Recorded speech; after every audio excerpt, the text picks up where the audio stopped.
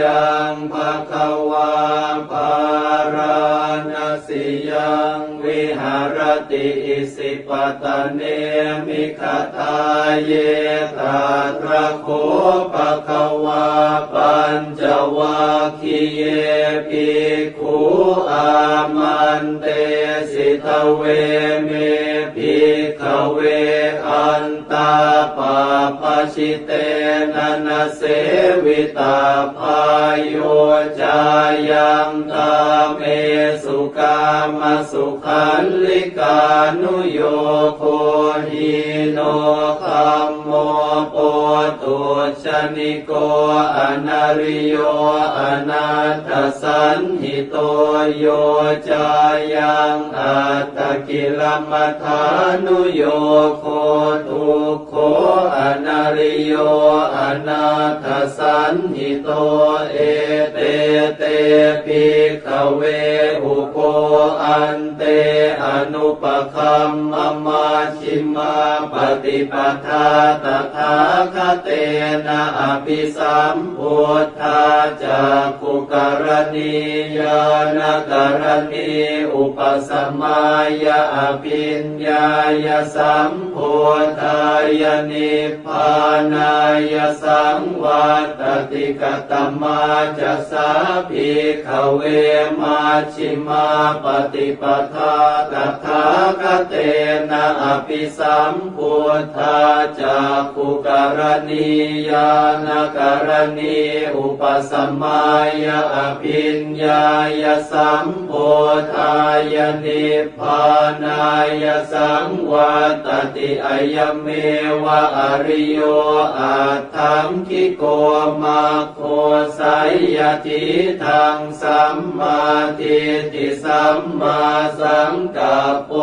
สัมมาวาจาสัมมากัมมันโตสัมมาอาชีโวสัมมาวายาโมสัมมาสติสัมมาสมาธิอายังโคสาภิกขเวมาชิมาปฏิปทาตถาคเตนะอภิสัมพุทธาจักขุกรณียานกรณีอุปสัมมายะอภิญญายะสัมพุทธายะนิพพานายะสังวัตติอิทังโคปนะภิกขเวทุกขังอริยสัจจังชาติปิทุกขาชราปิทุกขามรณะปิทุกขังโสกปริเทวทุกขโทมนัสสุปายาสาปิทุกขาอาปิเยหิสัมปโยโคทุกโขปิเยหิวิปโยโคทุกโขยัมปิชังนลปฏิตัมปิทุกขังสังขิตเตนะปัญจุปาทานาขันธาทุกขาอิทังโคปนะภิกขเวทุกขสมุทัยโยอริยสัจจังยายังตัณหาโปโน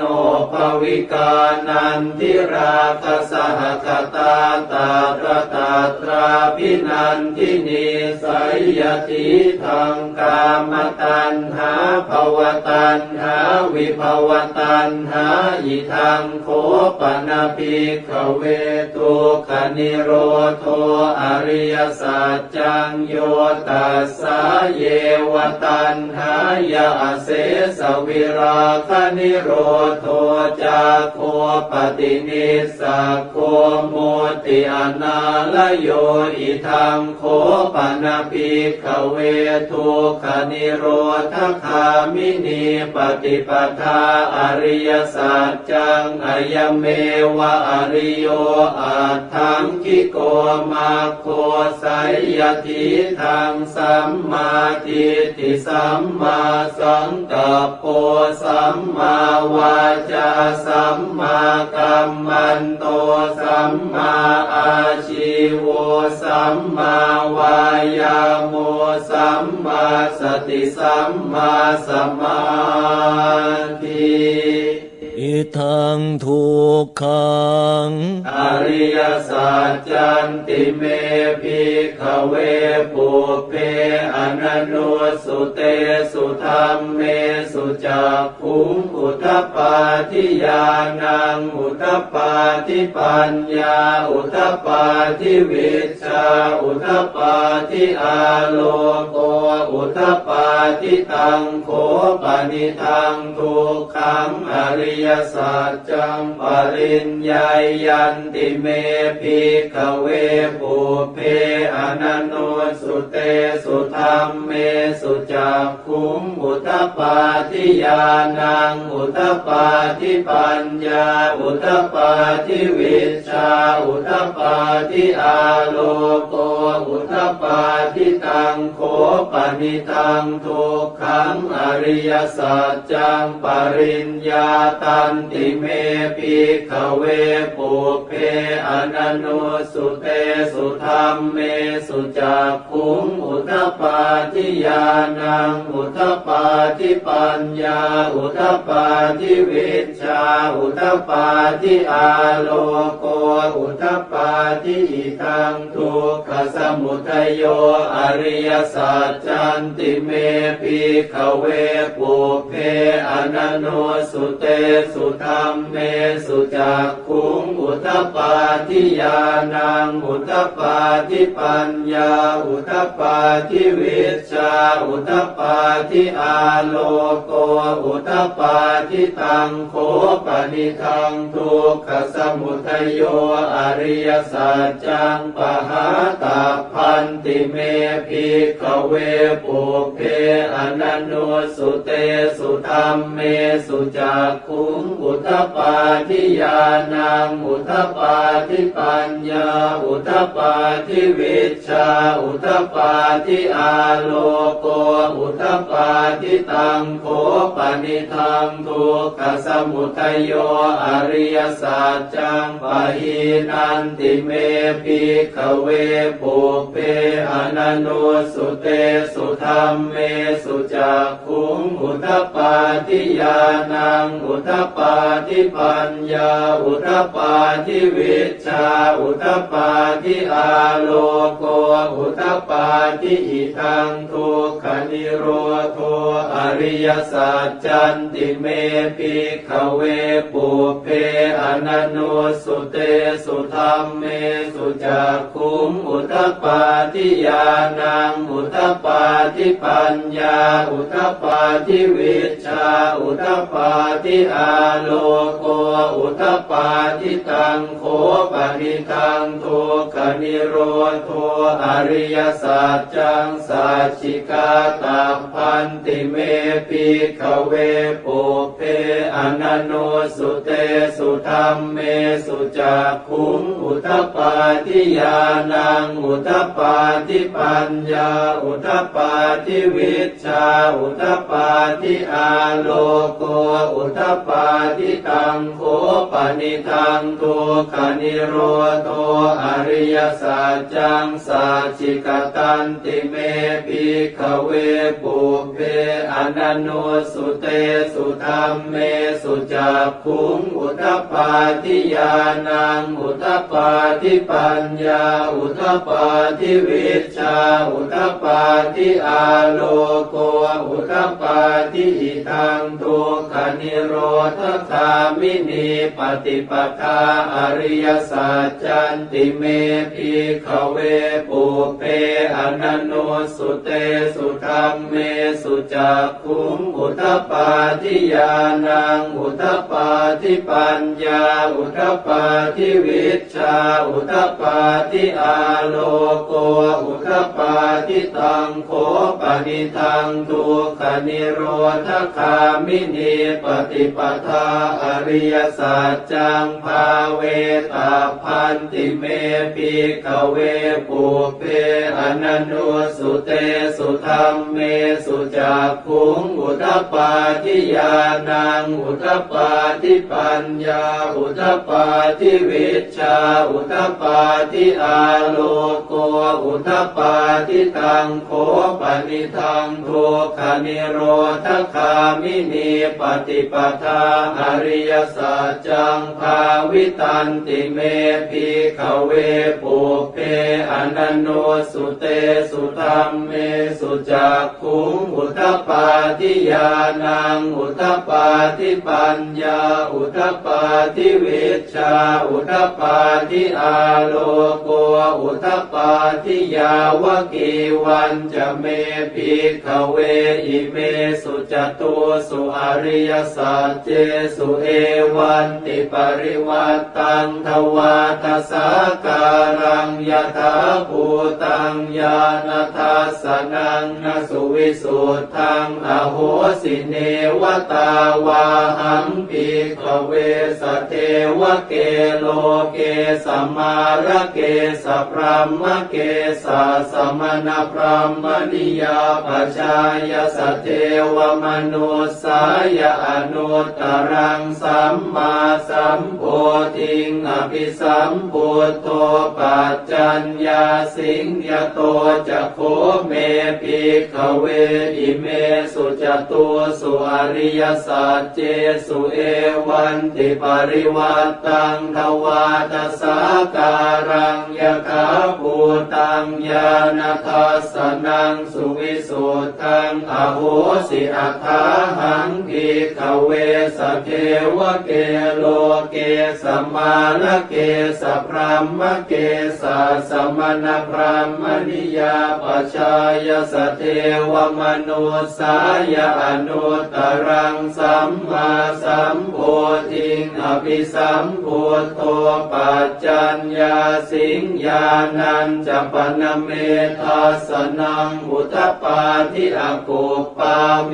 วิมุตติอายมันติมาชาตินาติธานิปุนาภโวติอิธรรมโวจะภควาอาตมนาปัญจวัคคียาภิกขุภควโต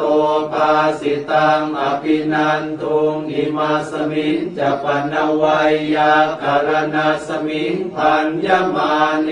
อายาสมโตโกนทัญญาสวิรชังวิตมลังธรรมจากขุงอุทธัปปาทิยังกินจิสมุทัยธรรมังสัพพันตังนิโรธธรรมันติปวัตติเตจะภควตาธรรมจากเกภูมิมาเทวาสัทธมโนสาเวสุงเอตัมภควตาภาลานสิยังอิสิปตเนมิคทาเยอนุตตรังธรรมจากกังปวัตติตังอาปฏิวัติยังสมเนนวาพรหมเนนวาเทเวนวามาเรนวาพรหมุนาวาเกณจิวาโลกัสมินติภูมานังเอวานังสัทธังสุตวาจาตุมหาราชิกาเทวาสัทธมโนสาเวสุงจาตุมหาราชิกานังเทวานังสัทธังสุตวาตาวติงสาเทวาสัทธมโนสาเวสุงตาวติงสานังเทวานังสัทธังสุตวายามาเทวาสัทธมโนสาเวสุงยามานังเทวานังสัทธังสุตวาตุสิตาเทวาสัทธมโนสาเวสุงตุสิตานังเทวานังสัทธังสุตวานิมมานรติเทวาสัทธมโนสาเวสุงนิมมานรตินังเทวานังสัทธังสุตวาปรนิมมิตวสวัตติเทวาสัทธมโนสาเวสุงปร รณิมมิตวสวัตตีนังเทวานังสัตตังสุตวะพระมกายิกาเทวาสัตตมนุสาเวสุงเอตัมภควตาภารานสิยังอิสิปตเนมิคทาเยอนุตตรังธรรมจักกังปวัตติตังอาปฏิวัติยังสมณเณนวาพระมเณนวาเทเวนวามาเรนวาพระมุนาวาเกณจิวาโลกัสสมินติอิติหะเตนะคะเนนะเตนะโมโหเตนะยาวะพระมโลกาสัตโตอาภูคาชิอายัญจทัสสะสหัสสีโลกธาตุสังกัมปิสัมปะกัมปิสัมปะเวทิอาปมาโนจะโอลาโลโอภาโสโลเกปาตุระโหสิอติกัมเมวะเทวานังเทวานุภาวังอัตโคภควาอุทานังอุทานเนสิอัญญาสิวัตโพโกนทันโยอัญญาสิวัตโพโกนทันโยติติทังอายสมโตโกนทันยาสอัญญาโกนทันโยตเววนามังอาโหสิติ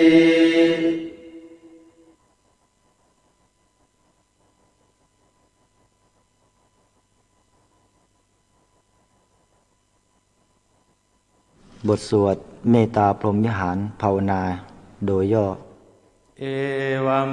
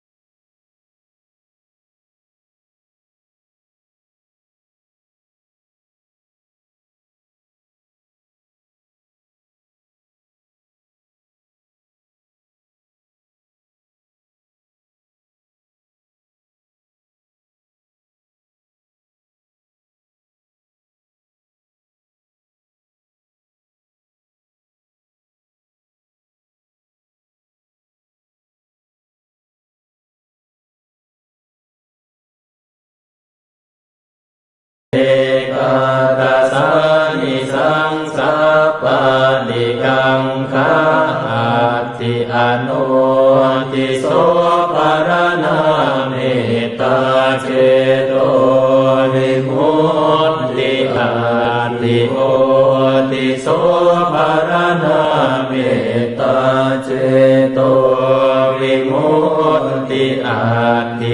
สาภารณาเมตตาเจโตวิมุตติกติหาคาเรหิอนุติโสภารณาเมตตาเจโตวิมุตติกติหาคาเรหิโอติโสภารณาเมตตาเจโตวิมุตติกติหาคาเรหิติสาภารณาเมตตาเจโตวิมุตติปัญจหาคาเรหิอนุทิโสภารณาเมตตาเจโตวิมุตติสัตตหาคาเรหิโอ